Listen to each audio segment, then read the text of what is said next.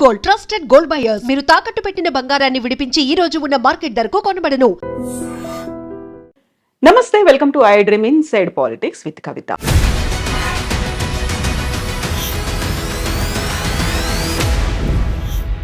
నలభై 47వ అధ్యక్షుడిగా డొనాల్డ్ ట్రంప్ బాధ్యతలు స్వీకరించిన తర్వాత ర్యాపిడ్ ఫైర్లో ఆదేశాలు జారీ చేస్తున్నారు. జన్మతహా వచ్చే పౌరసత్వాన్ని రద్దు చేశారు. విదేశాలకు చేసే సహాయాన్ని 90 రోజుల పాటు నిలుపు చేశారు. దీంతో పాటుగా H1 వీసాల మీద చర్చలు, వాదనలు కొనసాగుతున్నాయని చెప్పారు. అండ్ ఆంక్షలు కూడా కొనసాగుతున్నాయి. భారతదేశం మీద ద్వైపాక్షిక సంబంధాలు ఎలా ఉండబోతున్నాయి? ఈ ఎగ్జిక్యూటివ్ ఆర్డర్స్ భవిష్యత్తులోనూ ఇలాంటి సంచలనాలనే కలిగించబోతున్నాయా? మనతో పాటుగా ఉన్నారు డాక్టర్ జయప్రకాష్ నారాయణ గారు. సార్ నమస్తే.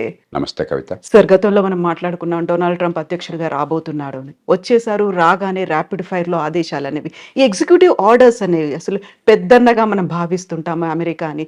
ఎలా అనిపిస్తున్నాయి సార్ విదేశాల మీద? మనం రెండు విషయాలు ట్రంప్ను గురించి గట్టిగా ఆలోచించాలి. ఒకటి, గత 2-3 రోజులుగా ఆయన పని చూస్తున్నట్టయితే చెప్పిన మాట చాలా మేరకు చేస్తాడు.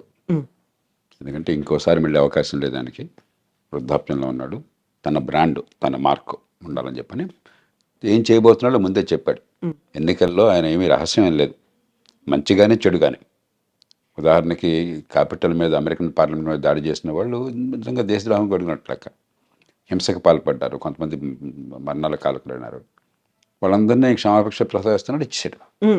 మంచిగానే చెడుగానే ఆయన చెప్పింది సీరియస్గా తీసుకుంటున్నాడు, స్ట్రాంగ్గా చెప్తాడు కూడా. రెండోది, ఇనాగరల్ స్పీచ్లో ఆయన ఒక మనిషిని ఉదహరించాడు. ఆయన విలియం మెకిన్లీ అని, అమెరికా రాష్ట్రపతిగా 1897 నుంచి 2001 దాకా ఉన్నాడు ఆయన.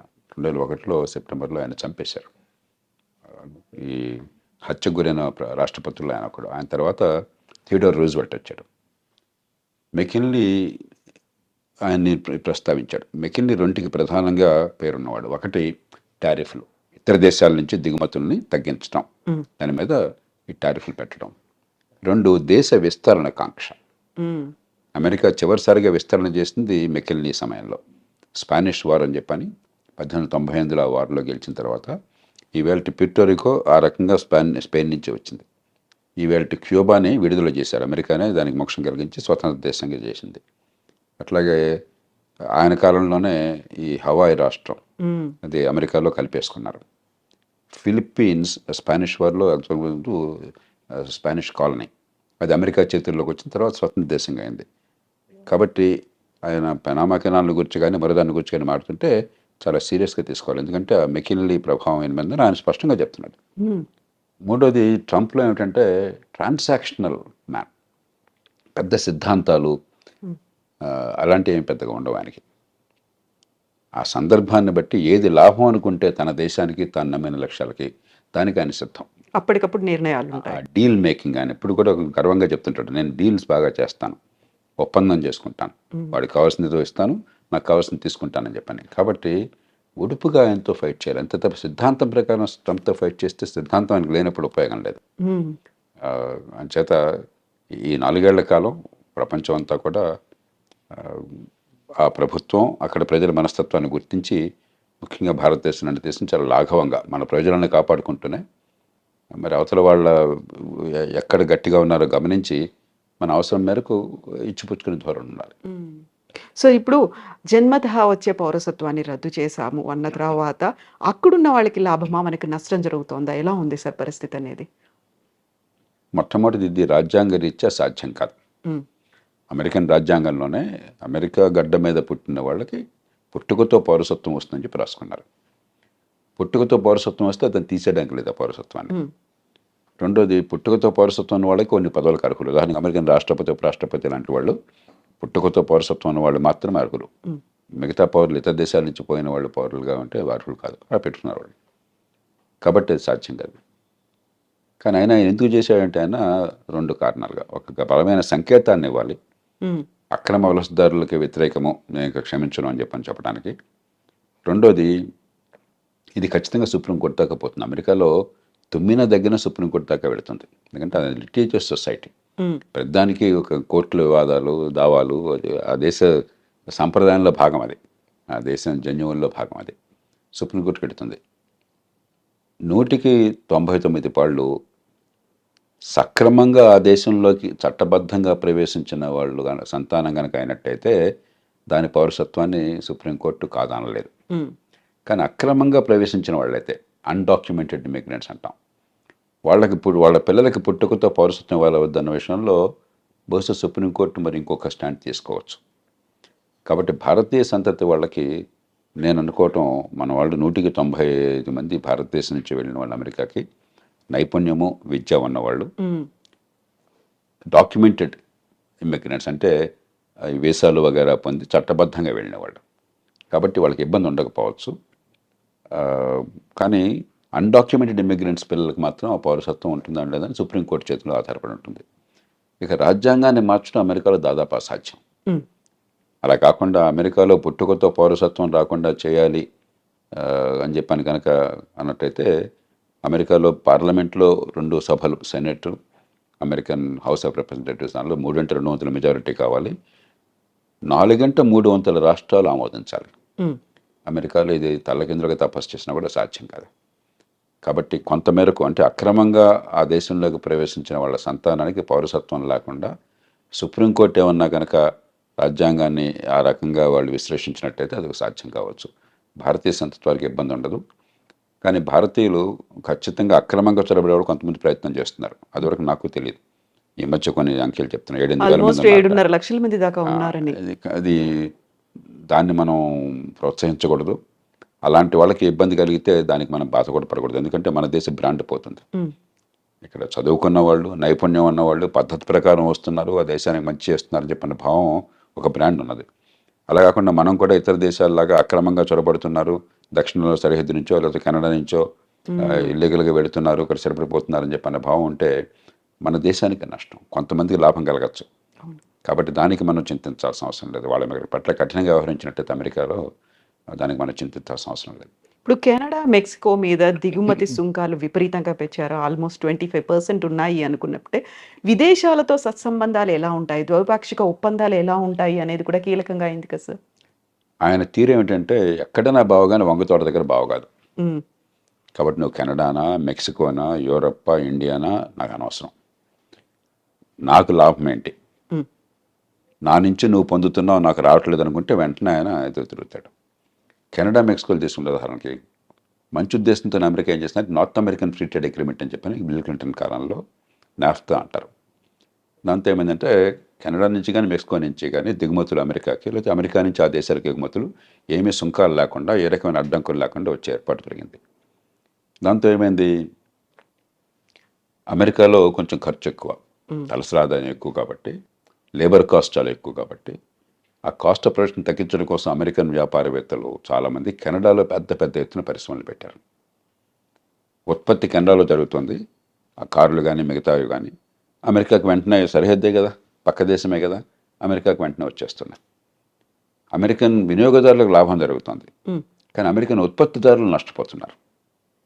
సమస్య వినియోగదారులకేమో చవకగా మంచి మన్నికల వస్తువులు కావాలి, ఉత్పత్తి చేసేవాడికి మనకు లేబర్ మార్కెట్లో ఉద్యోగాలు దొరకాలని చెప్పంటే మన దేశంలో ఉత్పత్తి జరగాలి. ఈ రెండింటికి మధ్య క్లాష్ ఉన్నది. ఇక్కడ ఏంటంటే ట్రంప్ ఆయన పార్టీ ఈ ఉత్పత్తిదారుల పక్షం వహించారు.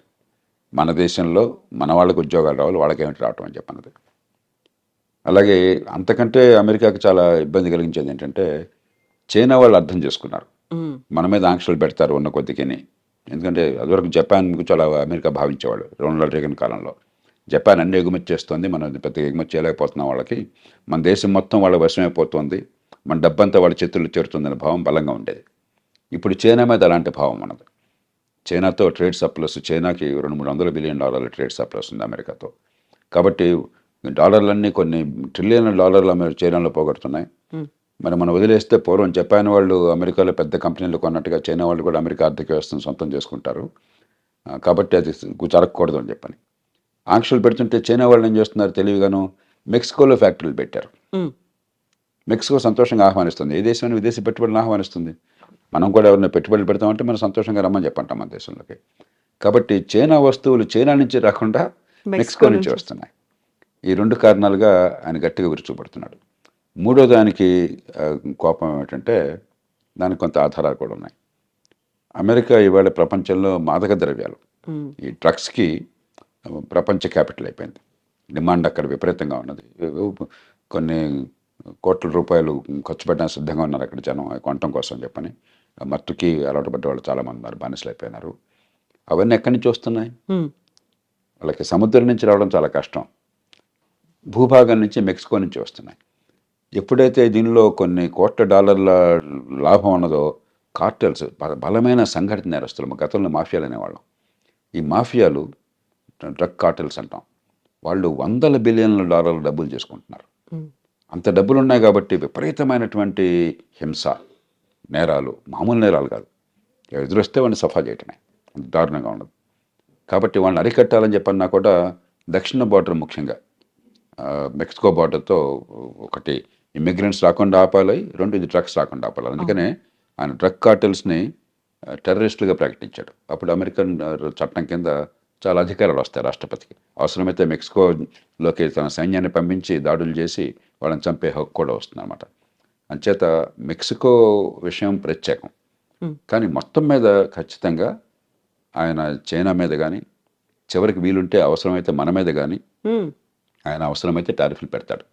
ఎందుకంటే మనతో ఉదాహరణకి పెద్ద చైనా లాగా కాకపోయినా మనకు కూడా 15-20 బిలియన్, 20-25 బిలియన్ డాలర్లు, 30 బిలియన్ డాలర్లు మనకి సర్ప్లస్ ఉన్నది.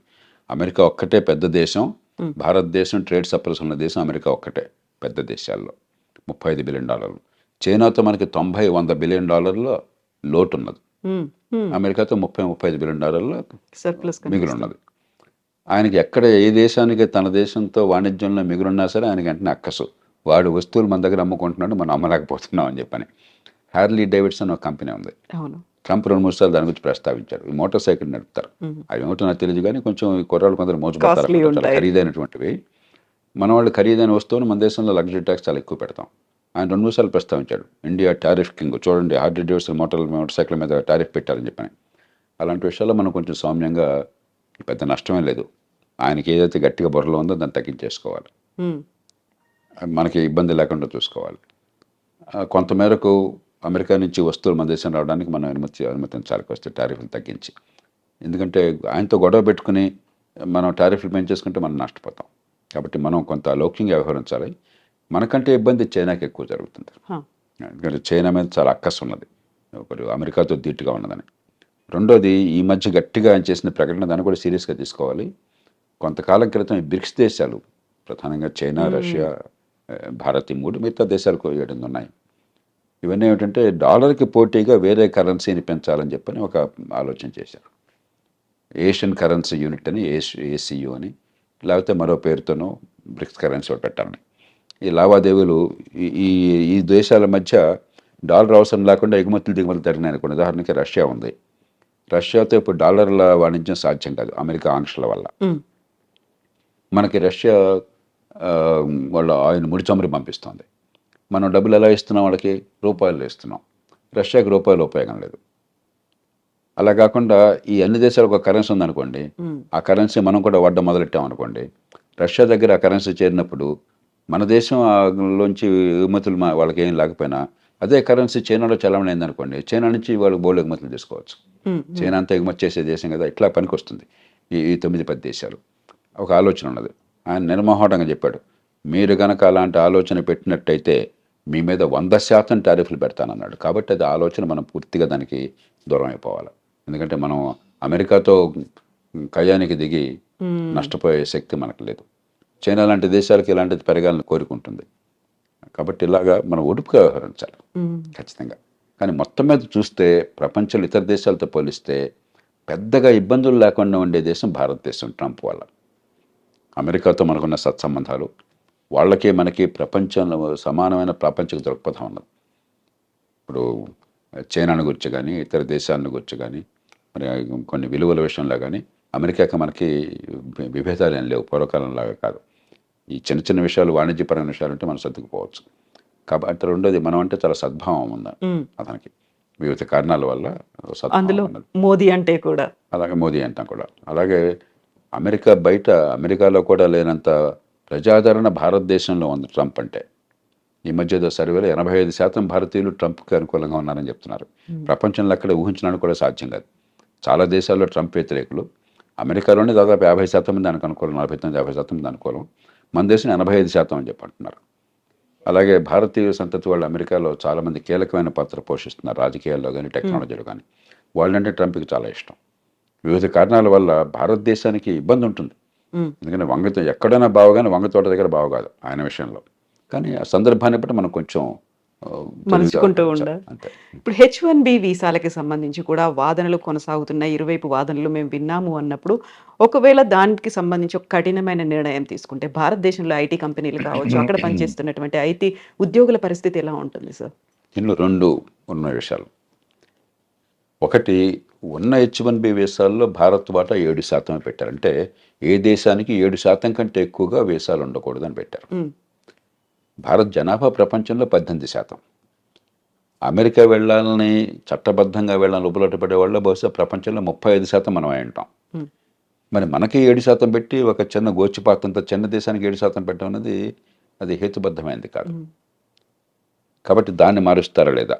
నేను అనుకోవటం అది మారుస్తారు. ఎందుకంటే అమెరికాకి అవసరం కాబట్టి, మనకు అవసరం కాబట్టి.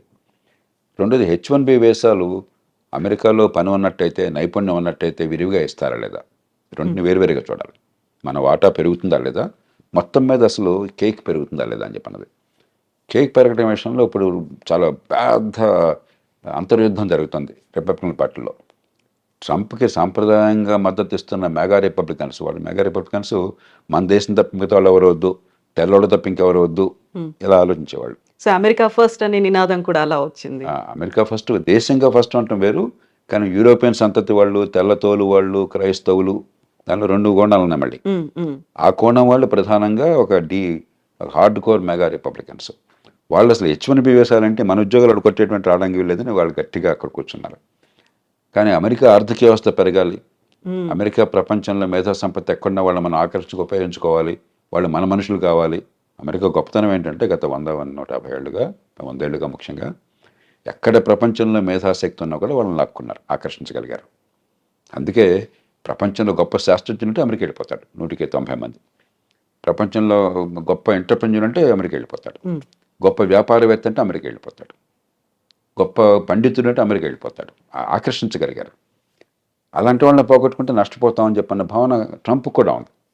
ఆయన కూడా బహిరంగంగా ప్రకటనలు చేశారు 2-3 సార్లు. ఈ దేశంలో ఉన్నత విద్య, మంచి విద్యా సంస్థల్లో చదువుకుని మంచి నైపుణ్యం అంటే వాళ్ళని ఈ దేశం నుంచి మళ్ళీ పోనివ్వకూడదు, మనం ఇక్కడే నిలుపుకోవాలని అంటున్నాడు. అది ఆయన బుద్ధి చెప్తోంది. కానీ హృదయం ఏం చెప్తోంది? ఈ మెగా రిపబ్లికన్స్ వల్ల ఈ తెల్లతోలు వాళ్ళు తప్ప, యూరోపియన్ సంతతి వాళ్ళు తప్ప, క్రైస్తవులు తప్ప, మన జాతి వాళ్ళు తప్ప మిగతా వాళ్ళు రావటం ఏంటని ఇంకోటి ఉంది. ఏది నెగ్గుతుంది అనేది ఇప్పుడు చివరికి ఆయన నిర్ణయం. అది ఏది పై చేయి సాధిస్తుంది? ఎందుకంటే ఇప్పుడు చెప్పలేము. ఎందుకంటే వ్యాపారవేత్తలు, టెక్నాలజీ వాళ్ళందరూ కూడా H1B వీసాలు సమర్థులకు విరివిగా ఇవ్వాలని చెప్పని, ఈ మెగా రిపబ్లికన్స్ అలా ఇవ్వడానికి వీలు లేదని చెప్పని